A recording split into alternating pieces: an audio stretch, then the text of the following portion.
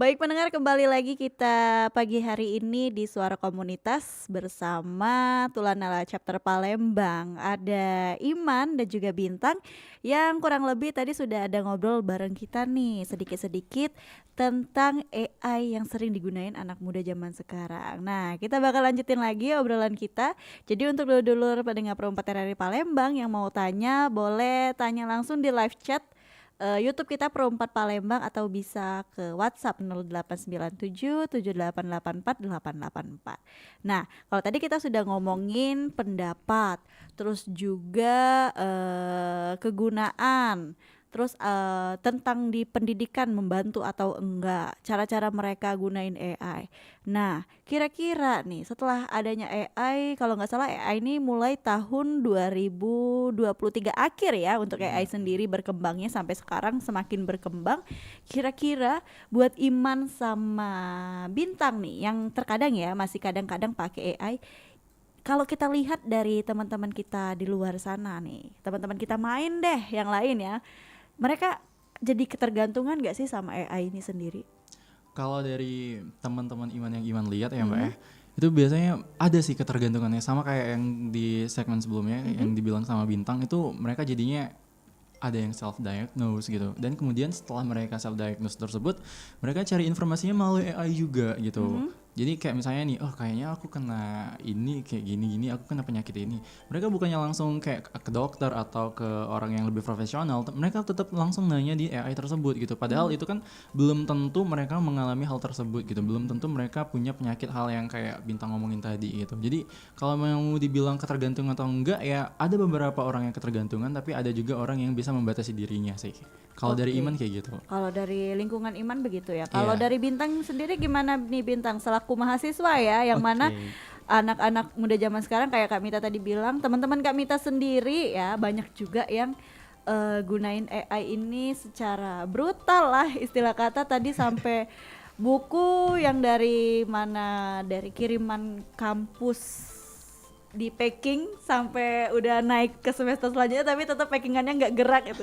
Jadi kan anak-anak kampus zaman sekarang tinggal diketik aja tuh soalnya apa langsung keluar. Kalau Bintang sendiri gimana di lingkungan Bintang yang sebagai seorang mahasiswa psikologi ya, yang mana itu nggak bisa yang kayak kata Iman tadi self diagnosis segala macem melalui AI itu gimana Bintang? Oke, kalau dari teman-teman Bintang sendiri ya, dari sudut pandang Bintang sendiri tuh memang ada yang malah ketergantungan tentang AI kan.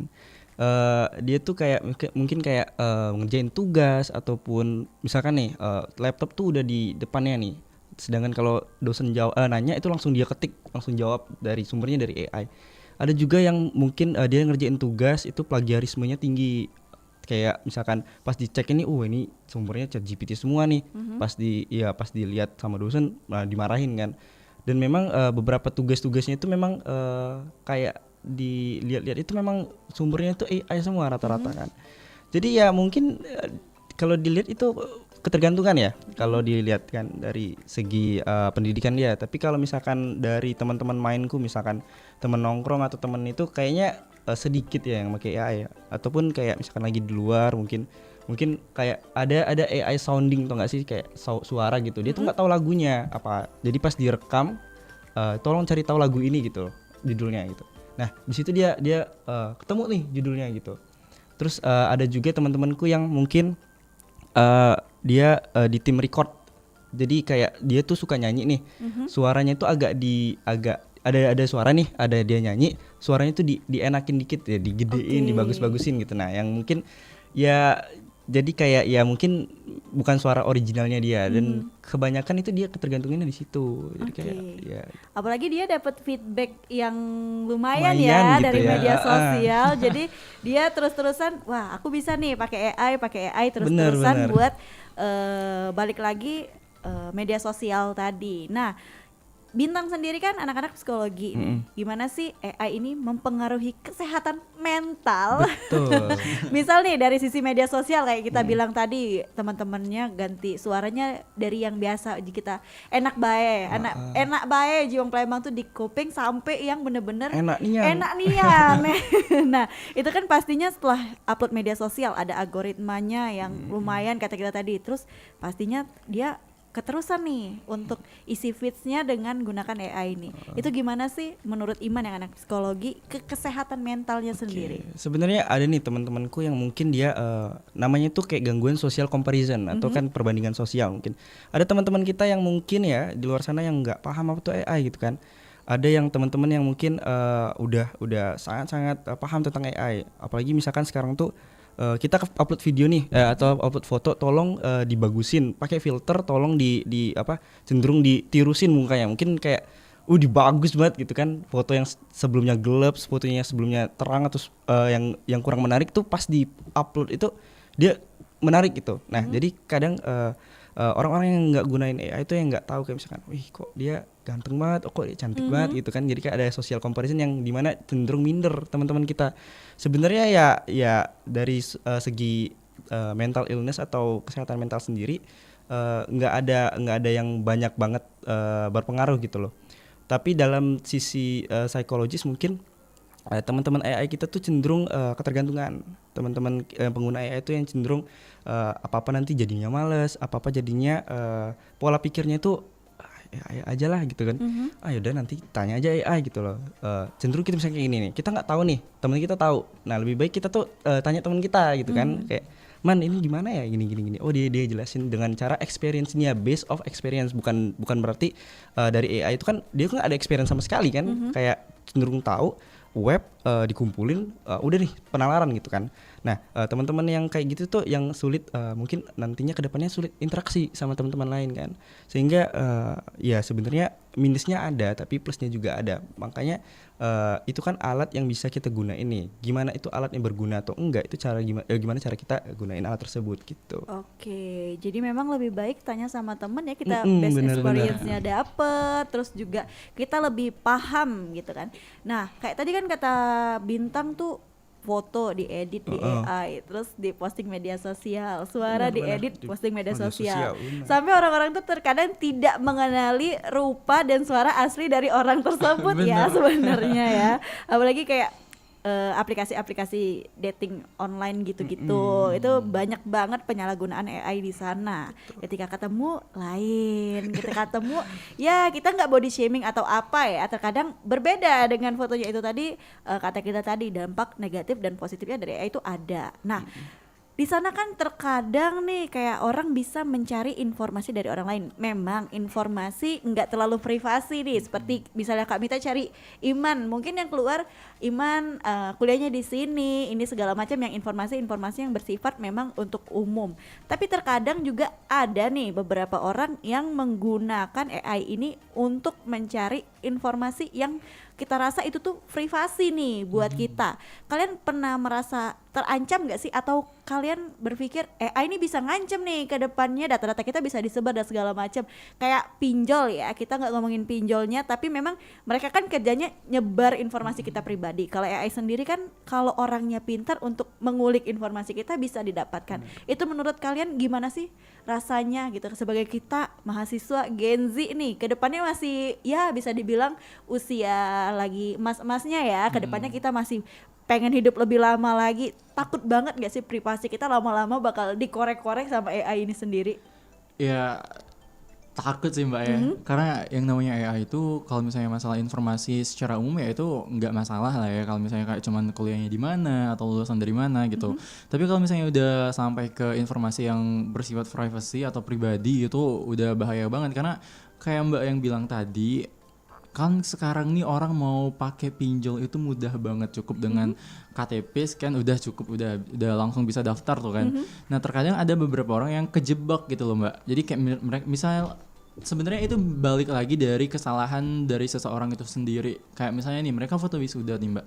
Mereka foto wisuda terus mereka tunjukin ijazahnya gitu loh di foto tersebut. Kan itu kan langsung nampak tuh informasi pribadinya, nomor seri ijazahnya. Nah dari hal tersebut itu aja itu udah bisa mencari informasi orang tersebut. Karena contohnya nih ya, Iman pernah ya Mbak, waktu tuh Iman tuh foto pakai KPM, kartu mahasiswa kan.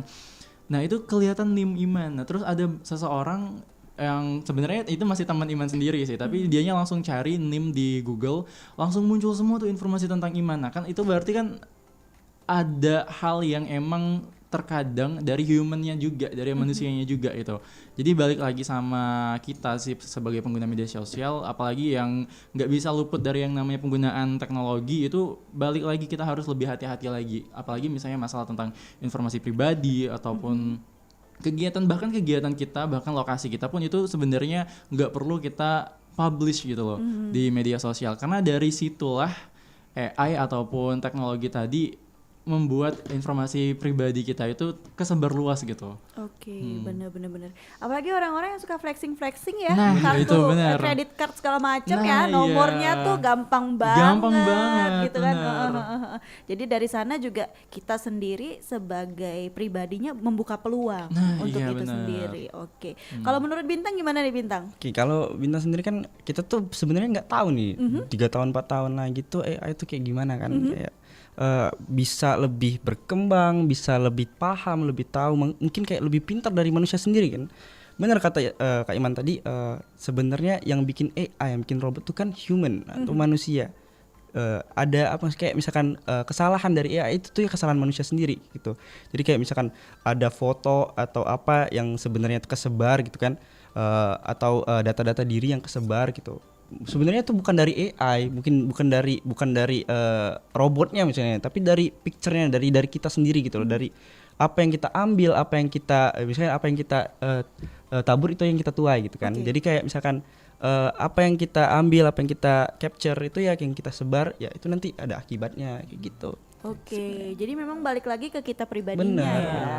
Suka-suka flexing plat BG mobil Nah, tuh, betul. ya kan. Sebisa mungkin kita kalau foto boleh, tapi kayak di sensor-sensor dikit karena memang zaman sekarang ya, masukin kayak kata Iman tadi, kita masukin apa gitu, kata kunci aja dari kita kayak NIM atau apa langsung muncul semua data semua, kita. bener. Terus juga kayak BG juga atau plat nomor gitu, kayak kita klik aja langsung ada tuh informasi siapa yang punya, di mana alamat segala macam. Jadi itu juga mempermudah orang-orang buat ngedapetin privasi kita ya, yang mana itu, Mbak. memang semua orang terkadang menyalahgunakan itu semua. Jadi memang buat teman-teman kayaknya kedepannya kita harus lebih berhati-hati, karena benar kata Bintang juga, 3 tahun ke depan, 4 tahun ke depan kita nggak tahu nih apakah AI ini akan lebih pintar dari kita manusia sendiri, atau dia bakal tergerus nih, atau nggak akan ada proyek-proyek AI selanjutnya. Itu masih sebuah misteri ya untuk kita yang hidup menjalani apa yang ada di internet ini. Sebenarnya semakin tahun semakin maju pastinya, tapi kadang memang ada beberapa yang mungkin dianggap tidak berpengaruh akan dihilangkan dari internet. Seperti kemarin itu banyak aplikasi-aplikasi di Android di mana mereka anggap aplikasi itu tidak berguna dan digantikan dengan AI sekarang ini. Jadi seperti apapun itu perkembangan zaman, tetap kita harus berhati-hati sebagai Gen Z yang mungkin masih akan hidup 20-50 tahun ke depan. We never know, kita nggak pernah tahu nih umur kita sampai kapan ya. Jadi memang lebih berhati-hati, kayak kata Iman, informasi-informasi yang mana pribadi jangan sampai diketahui orang lain. Nah, kalau kita tadi kan ngomongin di era kita atau di sekitar kita banyak nih teman-teman yang pakai AI segala macam, iseng-iseng coba-coba misalnya kerjain tugas segala macam. Terus juga nantinya bakal ketahuan nih ada plagiat, terus juga ada apa ya istilah teman-teman tuh kayak correction. Jadi dosen tuh tahu bahwasanya dia plagiat gitu. Ini gimana sih tanggapan kalian tentang etika penggunaan AI sendiri di lingkungan belajar ya, kampus, terus juga lingkungan kantor? Mungkin ya udahlah kantor urusan dia sama bosnya. Tapi kalau dunia pendidikan, kalau udah gunain AI atau istilahnya joki-joki bukan dari kita sendiri, itu gimana sih etikanya? Sebenarnya kalau misalnya kita mau bilang AI itu kan kecerdasan buatan dari manusianya itu sendiri. Jadi kayak processing mereka dalam AI itu kan itu mencontohkan gimana manusia berpikir tapi dengan cara yang lebih cepat gitu loh Mbak.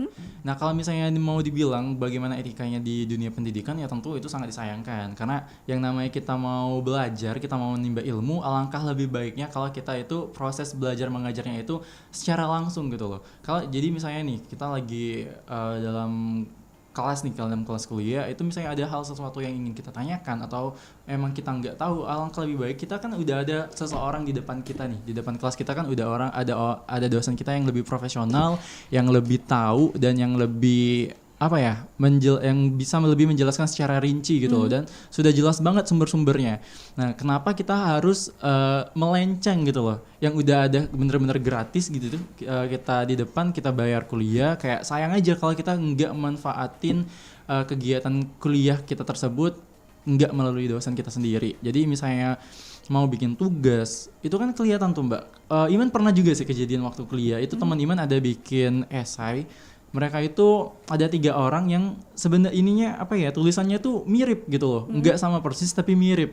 Dan setelah diselidiki ternyata mereka menggunakan AI gitu. Nah itu kan sangat disayangkan sekali setelah ditanya di antara 3 orang tersebut, mereka nggak tahu isi esai mereka sendiri itu seperti apa gitu loh. Jadi ya itu lagi etikanya ya sangat disayangkan ya, karena balik lagi mereka udah kuliah mahal-mahal, udah bayar gitu, tapi mereka nggak tahu, nggak dapat ilmu dari kuliah mereka tersebut karena mereka cuma mengandalkan AI gitu. Karena itu tadi setelah ditanya isinya apa, jadi yang kamu dapetin dari AI, mereka nggak bisa jelasin gitu. Nah itu yang sangat disayangkan gitu. Tapi kan yang namanya kalau misalnya esai, kalau kita tulis sendiri walaupun kita lupa, pasti ada beberapa hal yang nyangkut di otak kita gitu kan. Nah kalau misalnya kita langsung copy paste dari internet maupun AI, itu pasti kita nggak tahu gitu loh. Bahkan kayak Bintang pernah omongin tadi yang di awal tadi, bahkan dianya nggak tahu ini paragrafnya maksudnya apa gitu kan, harus disederhanakan lagi kan kalimatnya, kayak kalimat baik kata kamu tadi. Jadi gitu sih Mbak, sayang banget kalau misalnya kita cuma mengandalkan AI di dunia pendidikan. Oke, benar. Kalau Bintang sendiri gimana nih Bintang? Oke, kalau kita bicara tentang etika ya, sebenarnya kalau tidak ada pengaturan atau tuntutan khusus dari dosen mungkin ya, itu tergantung sama dosennya sendiri, yang mana kayak pokoknya tugas ini tidak boleh pakai AI, pokoknya tugas ini boleh pakai AI. Tugas ini sebenarnya kalau kita pikir-pikir ya, AI itu tuh sama dengan internet, sama dengan web misalnya gitu kan, yang mungkin yang lebih mudah aja biar kita cepat gitu kan, kinerja kuliah kita cepat gitu. Sebenarnya kita tuh juga penggunaan internet juga atau web itu juga sangat-sangat berpengaruh gitu kan. Nah kalau untuk etika sebenarnya benar sangat-sangat disayangkan bila hal itu tuh sangat menuntut kita gitu. Misalkan nih penggunaan esai, skripsi ataupun kayak misalkan proposal, yang mana itu tuh kan apa yang kita, maksudnya hal-hal yang sebenarnya udah pernah kita lakuin, misalkan hal-hal yang sebenarnya harus dan juga itu tanggung jawab kita gitu loh. Misalkan kayak esai itu kan kebanyakan bagaimana cara experience kita kan, bagaimana cara kita paham terhadap tentang dunia. Misalkan esainya tentang penggunaan AI sendiri misalkan. Nah kita tuh gimana caranya kita tuh pernah atau enggak gitu loh menggunakan AI, daripada kita sendiri yang nanya tentang AI, coba tulis esai tentang AI gitu kan. Yang sebenarnya kita tuh belum pernah ngelakuin hal tersebut gitu loh. Jadi benar kata Iman tadi, sangat-sangat disayangkan kalau teman-teman kita di luar sana yang masih tetap menggunakan AI dalam bentuk dalam pengerjaan yang sebenarnya dalam kan tanda kutip itu urgent ataupun sangat-sangat butuh tanggung jawab kita sendiri kayak gitu loh. Oke, jadi memang benar-benar balik lagi ke pribadi masing-masing. Benar. Kalau dari Iman sama Bintang sama-sama kayak pikir 2 kali deh kalau mau pakai AI ya, buat anak-anak muda zaman sekarang harus ada validasi, terus juga harus disesuaikan lagi dengan isinya. Teman-teman juga harus tahu, apalagi fatal banget akibatnya kalau teman-teman pendengar buat esai seperti kata Iman tadi, buat esai pakai AI, pas ditanya nggak tahu nih apa isi esai itu sendiri. Nah terakhir dari kalian berdua, gimana sih cara kalian sebagai Gen Z untuk mengetahui nih ke depannya kira-kira AI ini berdampak nggak sih buat diri kalian? Singkat aja gitu. Oke. Kalau dari Iman, yang pastinya AI itu kan semakin ke depan bakalan semakin berubah ya, semakin berkembang, baik itu dari manusianya sendiri maupun dari AI-nya sendiri gitu. Jadi untuk kita generasi Gen Z ya, apalagi anak-anak muda itu kita harus lebih pintar lagi, karena Gen Z itu dikenal dengan generasi yang mageran gitu loh.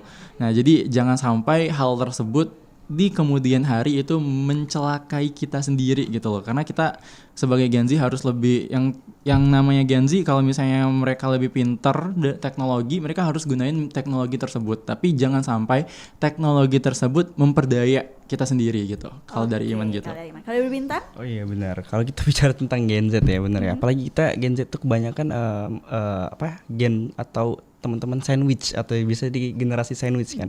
Yang mana kayak bener mageran tapi pengen cepet, tapi pengen leha-leha, pengen kerjanya santai. Ya benar, itu tuh sebenarnya AI ini bumerang, teman-teman. kayak bisa jadi berguna, bisa jadi itu tuh kesalahan fatal gitu loh. Kita tuh sebenarnya boleh penggunaan AI tapi diiringi dengan pengetahuan kita. Manfaatnya AI itu sebenarnya kita tuh cuman dasarnya, tapi setelah penggunaannya kita cari tahu sendiri gitu loh. Misalkan kita mau misalkan pernah aku pakai di aku nggak pernah ke Jakarta nih. Aku nggak pernah naik KRL. Jadi aku tanya tuh ChatGPT kan, gimana sih sebenarnya KRL gitu kan. Nanti dikasih nih metodenya gimana caranya kamu tuh dari sini sampai sini nih selamat gitu kan. Itu kan sebenarnya mempermudah kita, membantu kita gitu loh. Sebenarnya ya dibilang AI itu apa ya, kalau kita tuh menghantuinya manusia itu, hantunya manusia, sebenarnya enggak. Robot yang bisa kita gunain, bagaimana caranya kita bisa gunain itu dengan sangat bermanfaat kayak gitu. Oke, jadi singkat teman-teman pendengar dari Iman sama Bintang pada pagi menjelang siang ini ya, semoga banyak dagingnya yang bisa teman-teman Pro 4 RRI Palembang dengerin ulang gitu kan, maknain AI ini seperti apa. Jadi jangan sampai kita nantinya akan tertipu daya sama kesimpulan AI atau kemudahan segala aspek di AI ini sendiri. Untuk itu pendengar, terima kasih untuk acara pada pagi menjelang siang ini. Terima kasih Iman, terima kasih Bintang sudah datang untuk ngobrol bareng Kak Mita. Nanti kita bakal ngobrol lagi di waktu tertentu, akan lebih banyak lagi kita bisa bahas bersama Iman sebagai anggota dari Tular Narator Palembang dan Bintang sebagai mahasiswa psikologi nih, tentang mungkin psikologinya anak-anak Gen Z ya. Bener. Kita nggak akan tahu ya. Baik, kita bakal kembali lagi di acara kita selanjutnya. Pendengar, terima kasih sudah bergabung dan saya Mita, selamat siang.